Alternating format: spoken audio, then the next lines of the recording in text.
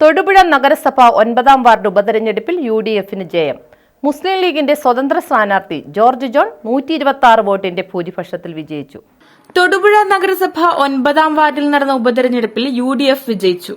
മുസ്ലിം league മത്സരിപ്പിച്ച സ്വതന്ത്ര സ്ഥാനാർത്ഥി George John ആണ് വിജയിച്ചത്. 126 വോട്ടിന്റെ ഭൂരിപക്ഷത്തിലാണ് വിജയം.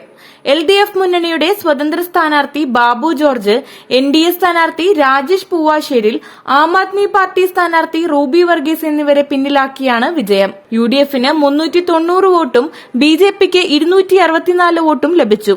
263 വോട്ടുമായി LDF 3-ാം സ്ഥാനത്താണ്.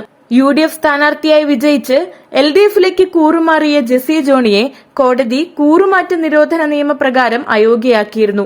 ഇതേ തുടർന്നാണ് ഇവിടെ ഉപതിരഞ്ഞെടുപ്പ് വേണ്ടിവന്നത്. News bureau, Thodupuzha.